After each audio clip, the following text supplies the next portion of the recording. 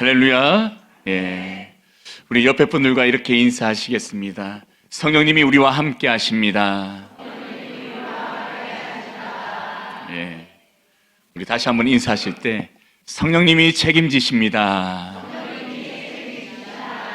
예. 성령님께서 책임지시고 또 우리의 구원을 이루시며 끝까지 인도하실 줄 믿습니다. 예. 길고 긴 시간이었습니다. 우리가 신명기 말씀을 계속해서 나누었었는데요.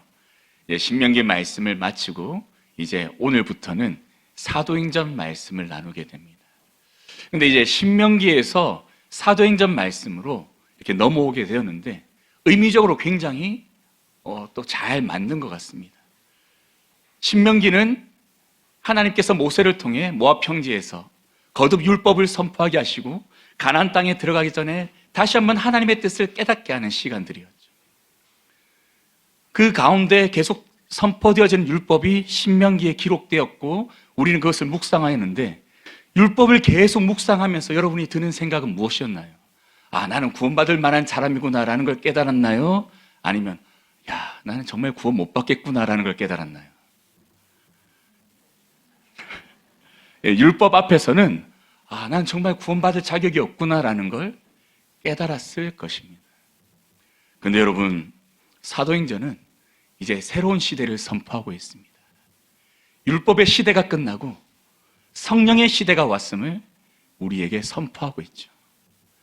율법을 순종하지 못하고 그로 인해 사망할 수밖에 없던 우리 인생들 속에 이제 성령이 오셔서 역사하심으로 성령의 주권으로 우리를 변화시키시고 구원하시며 이 땅을 하나님의 나라로 바꿔가시는 그 귀한 사역이 이제 곧 시작될 것임을 오늘 본문이 선포하면서 사도행전의 문을 열고 있습니다. 여러분, 기대되시죠? 기대 안 되시나요? 저만 기대되나요?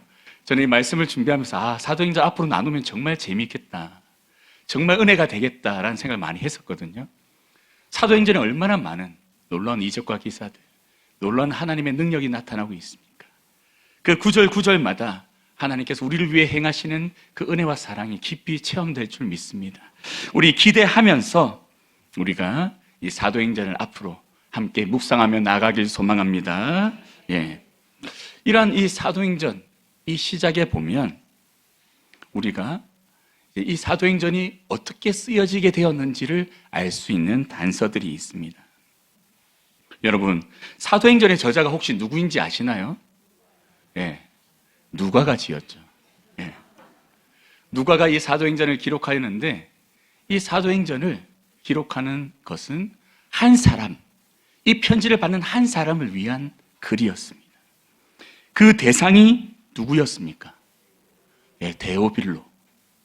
여러분, 이 데오빌로라고 하는 이 사람에 대해서 성경이 기록하고 있지 않기 때문에 이 사람이 누구인가 많은 추측을 하지만 이제 대부분의 학자들이 이러한 결론에 이르렀습니다. 아, 데오빌로라고 하는 이 사람은 이름이 데오빌로가 아니라 특정한 어떤 예수 그리스도를 믿게 된 이방의 지도자들 중에 한 사람인 어떤 한 사람이었다라고 이제 결론을 내게 되었죠. 여러분, 이 데오빌로가 합성어라는 걸 알고 계신가요? 데오빌로는 데오스, 이 하나님이라는 단어와 필로스, 사랑하는 자, 따르는 자, 가까이 하는 자라는 의미를 가진 이 두 단어가 합쳐진 합성어입니다. 그래서 하나님을 사랑하는 사람, 하나님을 가까이 하는 사람이라는 의미를 가지죠. 물론 이 데오빌로가 실제 이름일 수도 있습니다. 실제 이름일 수도 있습니다. 그냥 신을 사랑하는 사람, 신을 가까이 하는 자라는 이방인 헬라어 이름을 가진 사람일 수 있지만 데오빌로라는 이름이 그 당시에 사용된 기록은 거의 없습니다. 이것을 미루어 보아 지금 누가는 이 하나님을 사랑하게 된 어떤 특정한 한 사람을 이러한 호칭으로 부르면서 그 사람에게 지금 편지를 쓰고 있습니다. 이 데오빌로라고 하는 이 사람의 직책을 알 수 있는 단어가 이 누가복음에 기록되어 있는데요. 누가복음 1장 3절에 보면 데오빌로 가카라고 기록되어 있습니다. 데오빌로 가카. 이 가카라는 이 호칭은 이 총독과 맞먹는 그 정도의 위치에 사람들에게 붙여주었던 존칭이었습니다. 그런데 이 각하라고 불릴 정도로 로마의 정권 가운데 높은 지위에 있었던 이 데오빌로라고 불려지는 이 사람에게 지금 누가는 편지를 쓰고 있는데 이 편지의 길이가 어마어마합니다. 좀 전에 말씀드렸던 것처럼 이 누가가 지금 데오빌로에게 두 편의 편지를 쓰고 있죠. 자, 오늘 본문 1장 1절에서 2절 말씀 우리 다 함께 읽어보겠습니다. 시작.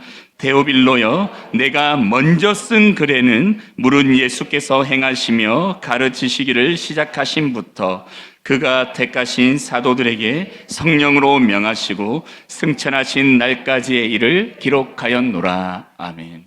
지금 1절에 뭐라고 말하고 있습니까? 내가 먼저 쓴 글. 지금 누가가 데오빌로에게 처음 쓰는 게 아니라 먼저 쓴 글이 있는데 그 글이 어떤 글이라고요? 누가복음이라는 거예요. 누가복음도 이 데오빌로라고 하는 각하, 데오빌로 각하라고 하는 이 사람에게 쓴 글입니다. 근데 그 누가복음에는 어디에서 언제까지의 일이 기록되어 있냐면 예수 그리스도께서 탄생하시고 성육신하셔서 어린 시절을 보내시고 공생의 사역을 감당하시며 승천하시기까지, 부활하셔서 승천하시기까지의 모든 일을 기록하고 있죠. 근데 그 일을 세세하게 이 누가가 기록해서 썼습니다. 근데 누가복음이 총 몇 장인지 아시나요? 24장. 그리고 사도행전은 몇 장인가요? 28장. 합치면 몇 장인가요? 52장.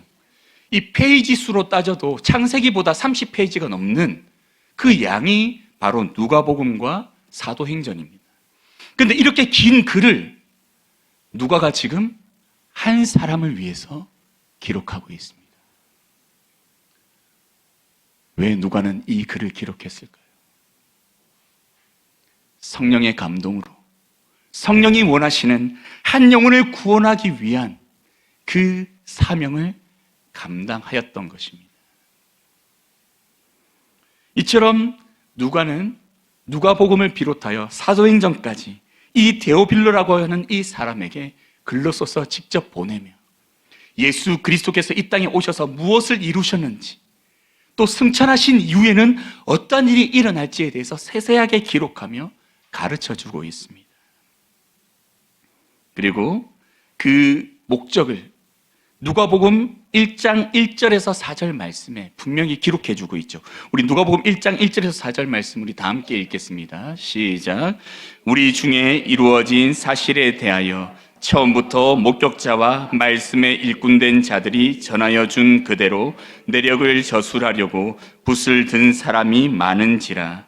그 모든 일을 근원부터 자세히 미루어 살핀 나도 데오빌로 각하에게 자례대로 써 보내는 것이 좋은 줄 알았노니 이는 각하가 알고 있는 바를 더 확실하게 하려 함이로다. 아멘. 4절 말씀 잠시 계속 띄워주시고요. 4절 말씀에 보면 그 목적이 나와 있습니다. 4절 말씀, 누가복음 1장 4절 다시 한 번만 띄워주시겠습니까? 뭐라고 기록하고 있습니까? 이는 각하가 알고 있는 바를 어떻게 한다고요? 더 확실하게 하려고. 지금 누가가 이 데오빌로가 이미 복음을 듣고 예수 그리스도를 알게 됐고 이제 성도로 살아가게 되었는데 그것으로 그치는 것이 아니라 데오빌로로 하여금 예수 그리스도를 더 깊이 알고 또 예수 그리스도의 이후에 오신 성령님의 사역이 어떤 것인지를 깊이 알게 함으로 말미암아 이제 참된 성도의 삶을 온전히 살아갈 수 있도록 돕기 위하여 이 글을 썼다라는 것을 밝히면서 누가복음을 시작하였습니다. 그리고 이 목적은 어디까지 이어지냐면 사도행전까지 이어지게 되죠. 그리고 누가복음에 보면 이렇게 말하죠. 처음부터 목격자와 말씀에 일꾼된 자들이 전하여 준 그대로의 내력을 저술하려고 붓을 든 사람이 많았다.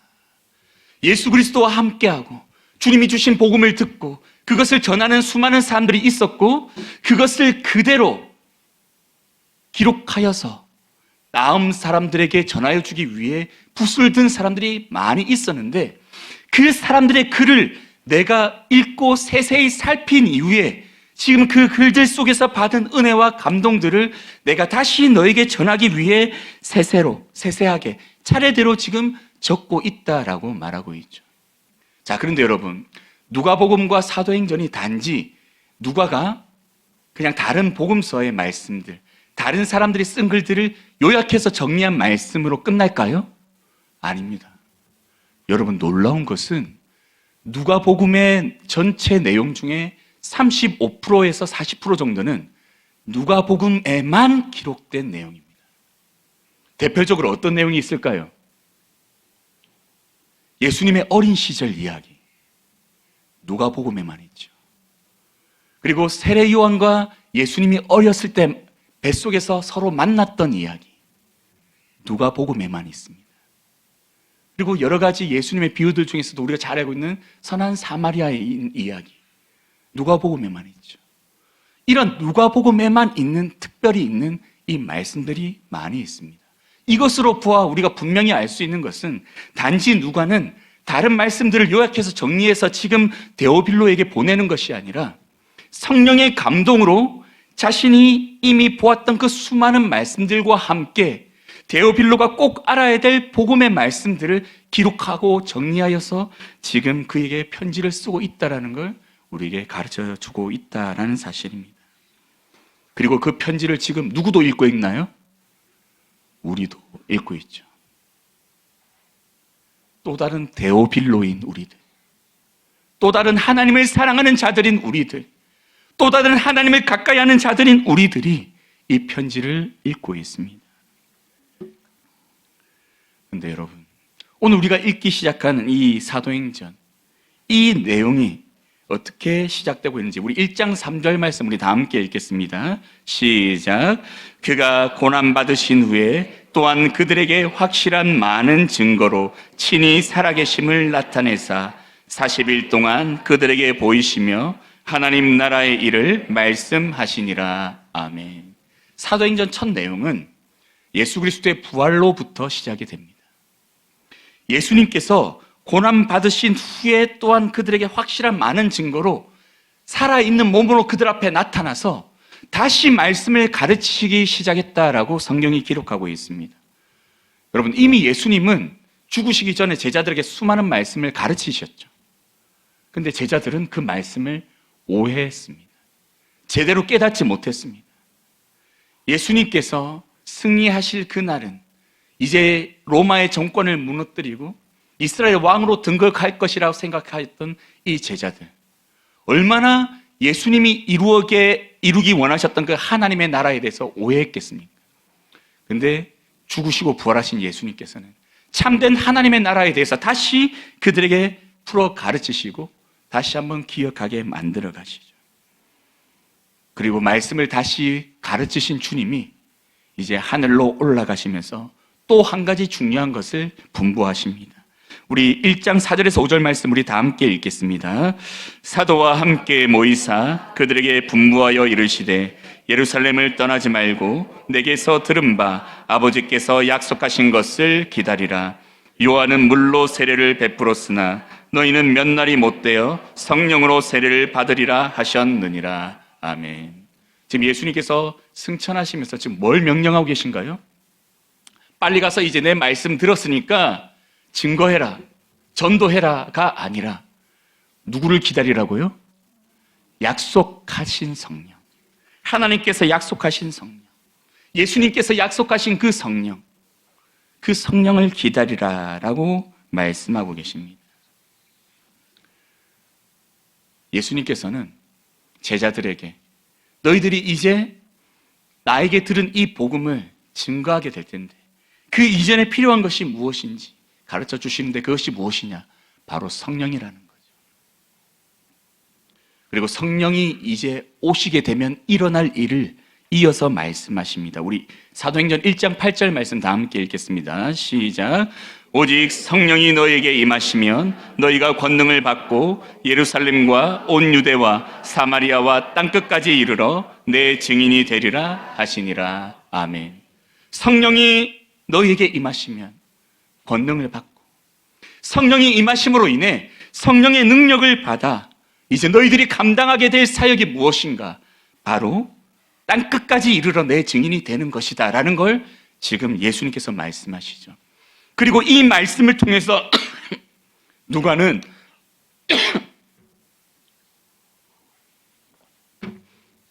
이 사도행전의 서두의 가운데 앞으로 1장 전반부 이후에, 서두 이후에 쓰여질 내용들이 어떤 내용인지를 분명히 선포하고 가르쳐주고 있습니다. 서두 이후에 선포되어진 말씀은 뭔가요? 기다린 성령을 힘입어서 그 성령의 권능으로 말미암아 사도들을 비롯한 수많은 제자들이 땅끝까지 이르러 생명을 다해 주의 복음을 증거하고 그 땅들을 하나님의 나라로 삼는 이야기들이 이제 1장 12절부터 28장까지 기다리고 있음을 선포하고 있다라는 사실입니다.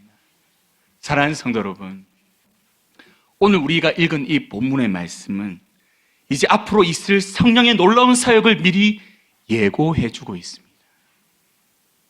이제는 기대되시나요? 네.